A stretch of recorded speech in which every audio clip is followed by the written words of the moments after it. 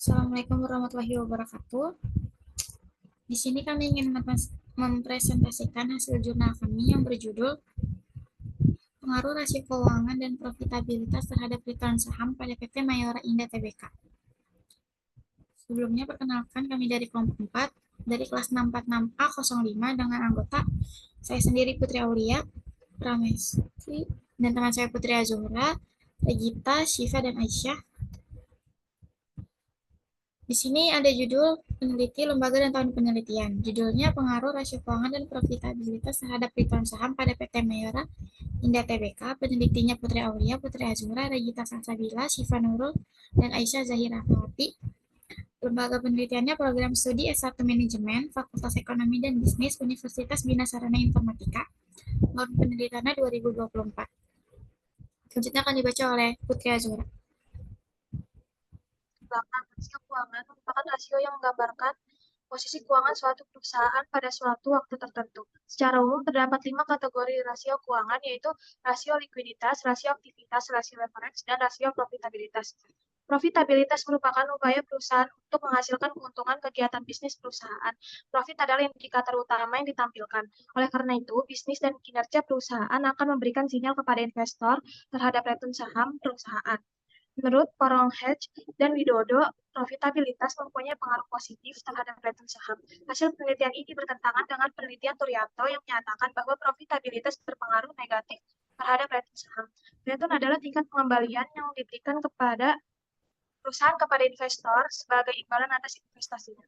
Pengembalian dapat dibagi menjadi dua jenis, yaitu pengembalian yang direalisasikan dan pengembalian yang diharapkan.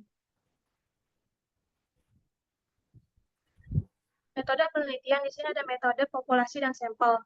Metode yang digunakan dalam penelitian ini adalah metode dengan menggunakan pendekatan kuantitatif. Sampel penelitian yang diambil merupakan laporan keuangan tahunan yang diperoleh dari tahun 2019 sampai dengan tahun 2023.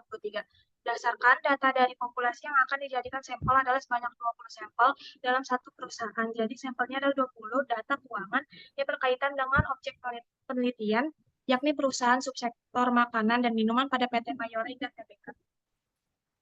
Selanjutnya akan dibaca oleh Aisyah Zahira.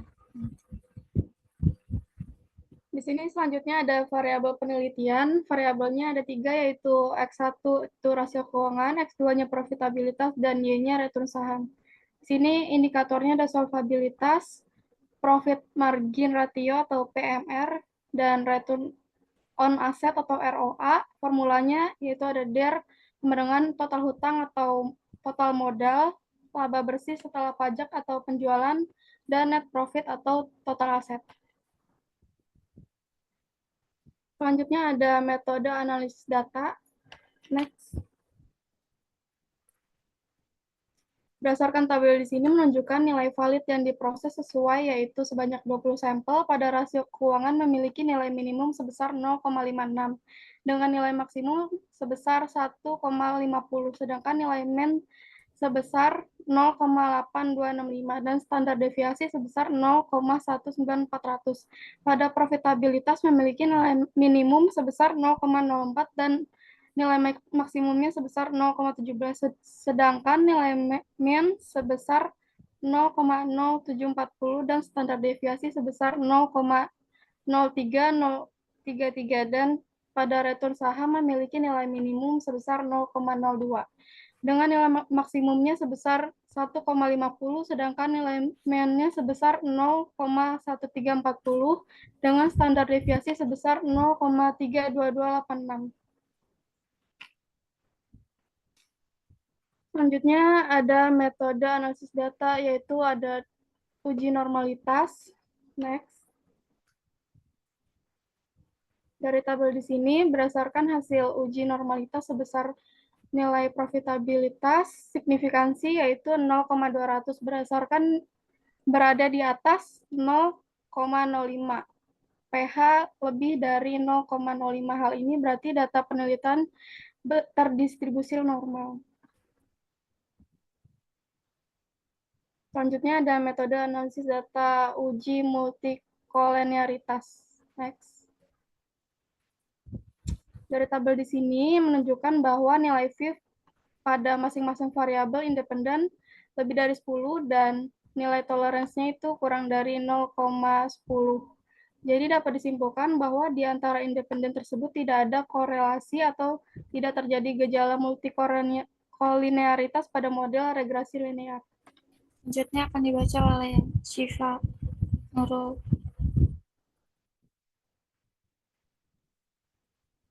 Selanjutnya ada metode analisis data yaitu uji heterokedasitas. Selanjutnya, berdasarkan gambar di atas terlihat bahwa titik-titik menyebar secara acak serta di atas dan di bawah angka 0 pada sumbu Y sehingga dapat disimpulkan bahwa tidak terjadi gejala heterokedasitas sehingga model regresi yang digunakan layak dipakai untuk memprediksi variabel dependen berdasarkan masukan dari variabel bebas. Selanjutnya ada uji regresi linear berganda. Hasil pengujian pada persamaan regresi linear berganda dapat dijelaskan sebagai berikut. Y sama dengan 1,059 ditambah 0,937 yaitu X1 ditambah 5,656 yaitu X2 ditambah E. Persamaan regresi di atas memiliki makna konstanta sebesar 1,059, artinya jika rasio keuangan X1 dan probabilitas X2 nilainya adalah 1, maka return saham nilainya 1,059%. Yang B itu koefisien regresi variabel rasio keuangan X1 sebesar 0,937. Artinya, jika variabel probabilitas mengalami kenaikan 1%, maka return saham mengalami penurunan sebesar 0,937. C. Koefisien regresi variabel probabilitas X2 sebesar 5,656. Artinya jika variabel probabilitas mengalami kenaikan 1%, maka return saham mengalami peningkatan sebesar 5,656. Selanjutnya ada oleh Regita. Selanjutnya ada uji parsial T. Next. Dari tabel di atas dapat disimpulkan bahwa yang pertama hipotesis 1 yaitu rasio keuangan berpengaruh positif terhadap return saham. Variabel rasio keuangan mempunyai T hitung 5,492 lebih besar dari 2,119 dengan nilai SIK sebesar 0,000, menunjukkan bahwa H1 diterima yang berarti rasio keuangan berpengaruh positif signifikan terhadap return saham. Yang kedua hipotesis 2 yaitu profitabilitas berpengaruh positif terhadap return saham. Variabel profitabilitas mempunyai T hitung 5,181 lebih besar dari 2,119 dengan nilai SIK sebesar 0,000, menunjukkan bahwa H2 diterima yang berarti variabel profitabilitas berpengaruh positif signifikan terhadap return saham. Selanjutnya uji simultan F. Hipotesis 3 yaitu rasio keuangan dan profitabilitas berpengaruh positif terhadap return saham dengan mempunyai F hitung 49,440 lebih besar F hitung 3,59 dengan nilai SIK sebesar 0,000, menunjukkan bahwa H3 diterima yang berarti berpengaruh signifikan atau dapat dilihat dari nilai signifikansi kurang dari 0,05. Kesimpulannya, berdasarkan hasil analisis data dan pembahasan yang telah dilakukan pada bab sebelumnya, maka dapat ditarik kesimpulan sebagai berikut. Yang pertama, berdasarkan hasil uji validitas dari tabel di atas menunjukkan nilai valid yang diproses sesuai, yaitu sebanyak 20 sampel.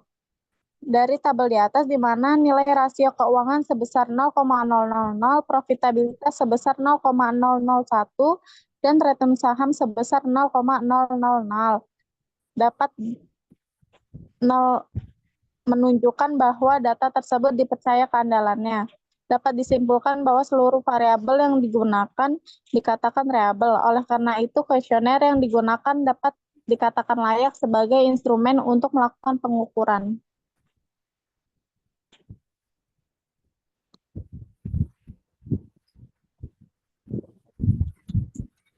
Terima kasih. Sekian presentasi dari kami. Kurang lebihnya mohon maaf.